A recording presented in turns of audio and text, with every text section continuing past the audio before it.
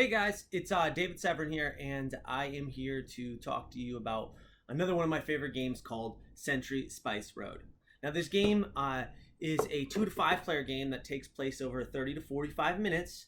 And the reason it's one of my favorite games is because the mechanism is very easy to learn. It's a very good entry level game to get people into the world of gaming. And it's very easy to get very good at the game. First time you play, there'll be a little learning curve, and it'll take you a little bit to get used to what you should have done. And once you realize what you should have done, you probably it's too late and you're falling behind. But there is definitely a lot of strategy in this game. There's a lot of things you can do. So I'm going to go over a couple things that I love about this game, and I'm going to go over some ways that will help you win.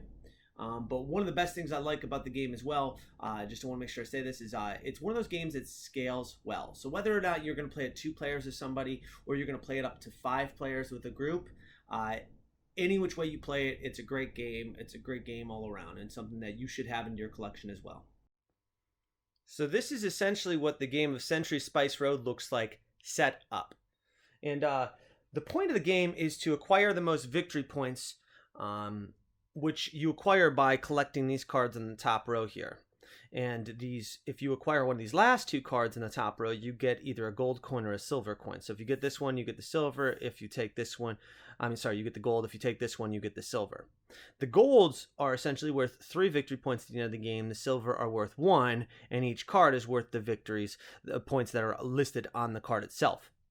Now, the end of the game is triggered once one player acquires the 5th of these cards. Okay, so once they have 5, the game ends. So how do you get those cards? Well, essentially you get them by taking one of a few actions you're allowed to do on your turn, which you could only pick one action on your turn, but you can do one of any one of these. You can either play a card from your hand. This is basically what our hand would look like here at the start of the game. You get these 2 cards. So you can play a card from your hand. You can basically acquire one of these cards from the merchant row, or you can rest, which would be picking the cards you've played back up for the turn, or you can claim a victory point card. Okay, at the start of the game, you have a set number of spices depending on the number of players you have that you're playing with. Whoever has the card with this symbol on it will be the first player. So you'd take these and give one to each player, you'd shuffle them up, and whoever has this one is the player who goes first. So essentially, on your turn, if you want this card, if you're player 1, you can just take it.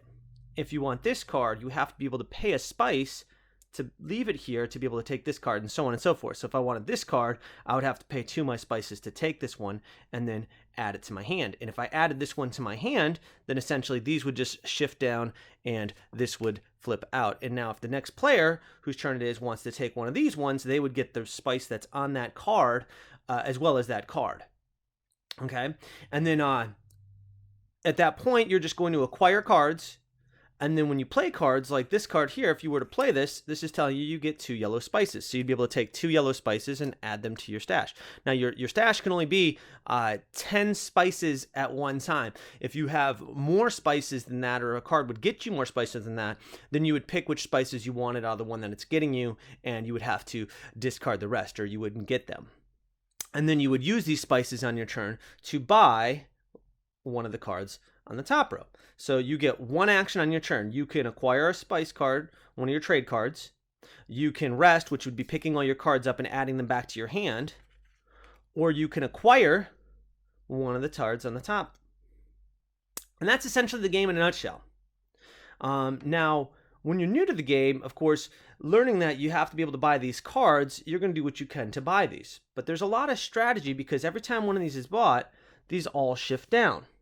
So one of the most basic strategies within the game is figuring out what other people are going for, and trying to make sure that you don't bump heads with going for it and getting it, so they don't get it before you and you're wasting your spices. So if you can kind of picture out what people are going for, that keeps you from bumping heads and potentially falling behind. But one of the quick and easiest ways to play this game is to acquire as many of these cards as you can as early as you can.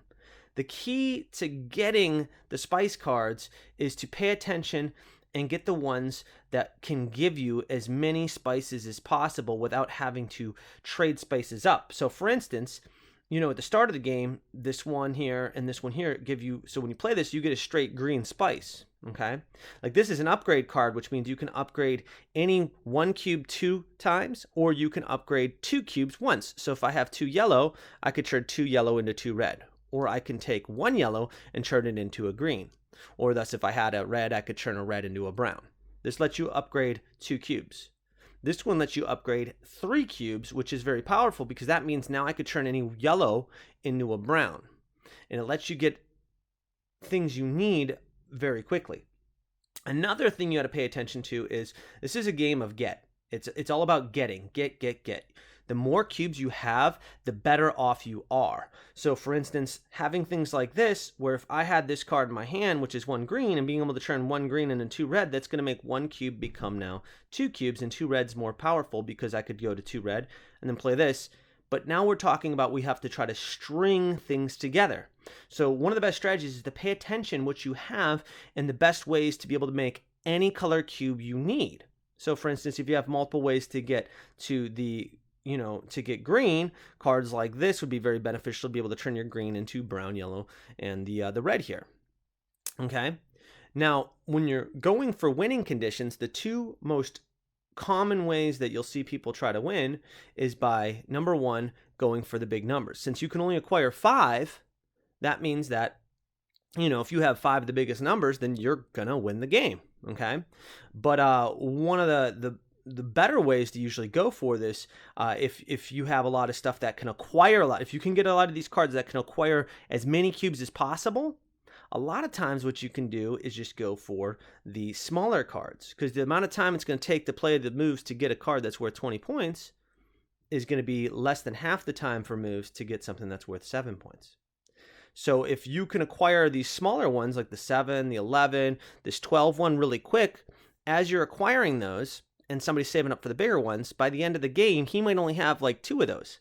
Okay, so now he has 2 cards, but if you have 5 that are worth different values, these 2 are worth more than this, and it was probably easier to get these 2 than it was to get that.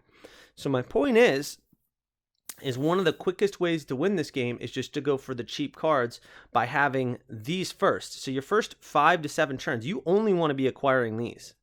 And then once you get enough of these, then you start going for those. And if you can, go for the cheap ones to get the coins, because those are just little extra bonus victory to get them fast. So for instance, most people would think, okay, well, I'm going to go for this one, or, because it's worth 16, because this plus this is only 10 victory, where this is going to be 17. So yeah, it's 7 extra points, but by the time you get this one, these are going to slide. So then somebody's going to be going for this one. But guess what? By that point, you're already going for this one.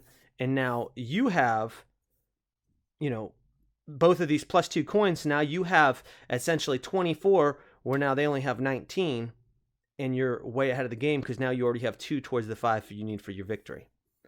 Point of this game is to get the victory, and the quickest person to get to 5 cards is going to have more victory points than somebody that only has 2.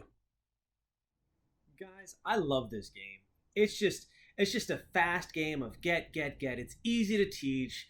People pick up on their own strategies all the time. But at the end of the day, if you can be the first person to acquire the 5 cards, then you're most likely going to win. And the quickest way to acquire those cards is to get the cheap cards and just move fast. And like I said, so use your trade cards and get them. And every time I'm playing this game, I think in the back of my head, I don't know why, I think of some random traders going, oh, I'll trade you 2 yellow for 1 red or whatever. It's just, this game's a lot of fun. I love the theme of it. I love everything about this game. And again, it should be in your collection. Till next time, like I said, if you like the information you're getting, hit the like button, subscribe. I'd greatly appreciate it. And again, expect some more videos shortly.